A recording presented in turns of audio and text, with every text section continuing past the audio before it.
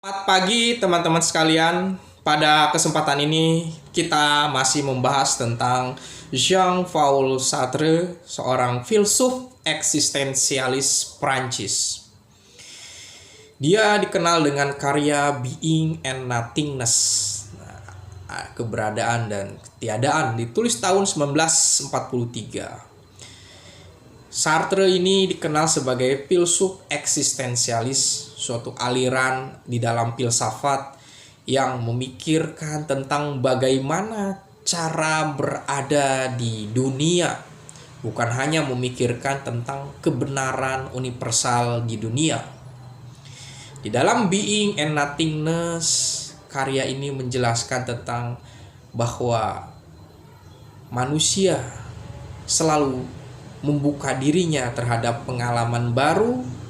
Dia sebagai sosok yang selalu becoming, menjadi, bersama realitas, bersama pemahaman diri dan pemahaman yang lain dengan manusia yang lainnya. Dia membuka diri untuk menafsirkan tentang makna yang selalu baru. Eksistensialisme tentu saja memiliki sisi persamaan dengan fenomenologi, karena Sartre juga pembaca karya Edmund Husserl tentang keterbukaan, bahwa menjadi sosok subjek yang selalu terbuka, menjadi pemula. Jadi realitas dan pemahaman itu selalu baru dan menimbulkan suatu keinginan untuk memahami hakikatnya. Sartre memang dikenal tokoh aktivis juga, seorang aktivis politik, menentang imperialisme, kolonialisme. Nah, ini sangat penting, dimensi filosofis dan politik memiliki kekuatan pada Sartre. Eksistensialisme Sartre menjadi sesuatu yang populer. Dia menjadi tokoh sentralnya, misalnya selain Kierkegaard, Nietzsche, atau Albert Camus. Menurut Sartre, tidak ada hakikat bawaan atau esensi yang mendahului kehadiran manusia. Jadi siapa kita ini tidak ditentukan oleh bawaan, tetapi melalui tindakan kita. Kata Sartre bahwa eksistensi mendahului esensi.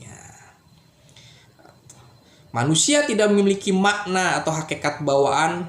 Kita pertama-tama ada dan kemudian menciptakan diri kita sendiri melalui tindakan dan pilihan. Manusia memiliki kebebasan ketika dia bisa melakukan suatu tindakan dan dia punya pilihan.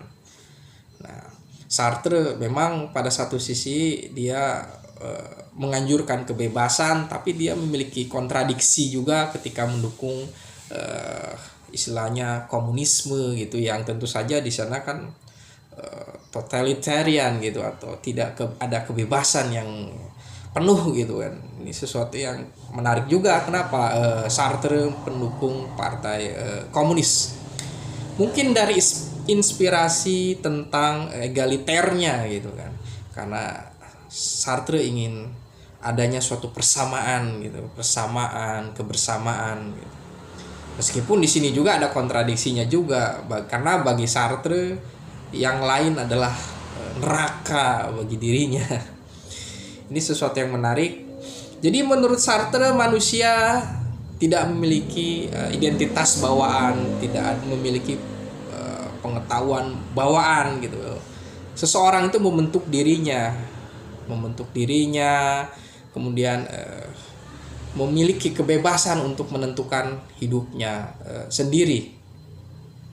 Implikasinya manusia sepenuhnya bebas dan bertanggung jawab atas dirinya sendiri. Tidak ada Tuhan atau nilai-nilai objektif atau kodrat manusia yang telah ditentukan. Tidak ada fitrah kodrat ilahi. Nah, pemikiran dari Sartre ini menjadi suatu metode bahwa ketika kita lahir ke dunia, mengalami keterlemparan, kita menjadi bagian dari suatu masyarakat, kita diproyeksi menganut suatu agama tertentu. Ketika kita mungkin belajar tentang Sartre, maka kita akan mempertanyakan gitu kan, apakah yang kita yakini, kita yang bela-bela itu merupakan sesuatu pilihan kita. Dan sekiranya kalau kita memilih menerima suatu keadaan tentang identitas kita, apakah hal itu menjadi sesuatu yang statis atau sesuatu yang pasti gitu kan. Misalnya saya seorang suku Sunda, maka saya tidak bisa melepaskan kesundaan saya gitu kan. Tidak bisa melepaskan kebatakan saya atau melepaskan kejawaan saya. Itu kan suatu identitas. Jadi struktur sosial melabeli kehadiran manusia gitu kan. Lalu apakah manusia bisa bebas dari segala struktur sosial, bisa bebas dari segala pelabelan itu? Ya tentu saja ini sesuatu yang bersifat mengenai pilihan diri gitu kan, untuk memaknai minimal segala sesuatu dan kritis terhadapnya. Karena identitas atau suatu pemahaman mengenai diri, pilihan, anutan tentang kebenaran itu adalah sesuatu yang menjadi menurut para eksistensialisme becoming gitu kan, tidak tertutup, tidak dogmatis. Meskipun ya tentu saja manusia tidak akan bebas nilai gitu kan. Kemudian bagi Sartre, kebebasan dan tanggung jawab, ya karena kita memiliki kebebasan, maka kita menanggung suatu tanggung jawab. Sartre menekankan bahwa manusia bebas secara radikal, tetapi kebebasan ini datang dengan beban tanggung jawab moral. Ya, kita bebas melakukan sesuatu, tapi tentu saja ada konsekuensinya. Sehingga manusia sering mencoba menghindari kebebasan melalui apa yang disebut dengan bad faith, yaitu membohongi diri sendiri agar tidak harus bertanggung jawab atas pilihannya.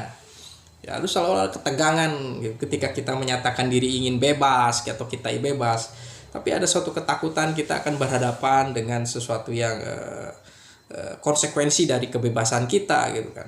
Kita bebas tidak bekerja, tapi ya tentu saja kita takut tidak punya uang. Kita bebas melakukan seks bebas, tapi kita juga takut kena HIV gitu. Lalu kita bebas mengkritisi teks agama, tapi kita juga takut dihalalkan darahnya oleh para kaum radikal. Ya, itu sesuatu yang itu konsekuensi. Juga ketika kita mengkritik pemerintahan atau rezim yang otoriter gitu. Lalu ada suatu ketakutan juga gitu, tapi itu suatu bagian dari tanggung jawab yang harus kita jalani gitu kan, keberanian itu. Kemudian Sartre menekankan tentang kesadaran akan yang lain. Kesadaran manusia selalu sadar akan dirinya dan dunia. Nah, ini persoalan di dalam fenomenologi, bahwa keberadaan kita ini selalu bersama yang lain gitu kan. Ini dari Edmund Husserl tentang Lebenswelt, ya memang kita bagian dari dunia. Meskipun bagi Sartre yang berpikir negasi, bahwa neraka adalah orang lain gitu kan. Ya hubungan antara kita dengan yang lain tuh kadang kan penuh konflik. Karena kita menurut Sartre selalu melihat diri kita melalui pandangan orang lain. Ia menciptakan eksistensi antara menjadi subjek dan menjadi objek. Ya, kita saya subjek yang mengamati dia objek, tapi dia juga sebagai subjek yang mengamati saya gitu kan. Ini sesuatu konflik juga gitu kan, saling mengamati. Bahkan tatapan matamu merampas kebebasanku, kata Sartre. Oke, Sartre di dalam pemahaman mengenai realitas manusia, dia membagi jadi dua, yaitu être et soi, berada di dalam dirinya. Ini menunjukkan tentang benda atau objek mati yang eksistensinya yang sudah penuh, dia sebagai benda mati saja, tidak memiliki suatu eksistensi sebagaimana manusia gitu, en soi atau in itself atau être en soi. Nah, manusia ini seharusnya adalah être pour soi, pour itself. Jadi ini adalah kesadaran manusia yang tidak tetap, kosong. Kosong ini akan selalu mendapatkan suatu pemaknaan, pemahaman, baik tentang ada, tentang ketiadaan, tentang pilihan, kebebasan, yang menentukan dirinya sendiri gitu. Kesadaran manusia tidak memiliki esensi yang tetap. Kenapa dikatakan kosong gitu kan, atau avoid gitu, karena dia harus mengisi, memaknainya. Nah, karena kosong, maka di sini ada suatu kebebasan yang harus dijalani oleh manusia. Ya, Sartre tentu saja seorang yang berpikir bahwa ketika ada Tuhan, maka manusia tidak bebas. Maka dia juga agak sedikit punya inspirasi tentang ateisme, karena ya eksistensi manusia itu harus radikal gitu, kebebasan yang radikal. Nah, hal ini tentu saja membuat Sartre dianggap punya kritik yang tajam tentang dogmatisme agama. Saya memiliki pemahaman tentang Jean-Paul Sartre. Tentu saja kita melihat pemikiran eksistensialisme secara luas atau secara utuh, misalnya dari Kierkegaard atau dari Karl Jasper, bahwa ya eksistensialisme itu berusaha untuk menjadi diri yang otentik gitu kan, menghargai tentang kebebasan kita, dan kita punya pilihan untuk menentukan hidup kita. Kita tidak menjadi manusia yang masa gitu, jadi manusia kotakan gitu, manusia yang ikut ke sana, ikut ke sini, digiringkan oleh ideologi, tidak punya suatu pemahaman mengenai kenapa kita digiring kepada suatu opini ini, kita banyak mengikuti suatu perkumpulan gitu kan. Memang menjadi eksistensialisme itu seperti soliter gitu kan, sendiri di dalam kerumunan untuk menjadi diri yang otentik. Ya, diri otentik itu seperti apa gitu kan? Tentu saja ya kita yang akan membentuk diri kita sendiri. Kita tidak boleh menjadi korban dari suatu dogma, suatu ideologi yang sebenarnya kita tidak paham tentang itu, dan tentu saja kita tidak mau melakukan itu, sehingga kita hanya menjadi robot saja gitu kan. Nah, itu dari pemahaman mengenai eksistensialisme gitu. Menjadi diri yang otentik, diri otentik yang berani atau otonom. Meskipun kita memahami tentang diri otentik itu juga suatu perdebatan juga, apa benar kita bisa sampai kepada suatu otentisitas. Yang pasti menjadi eksistensialisme adalah tentang menghargai kebebasan dan memahami tentang pilihan hidup kita. Terima kasih.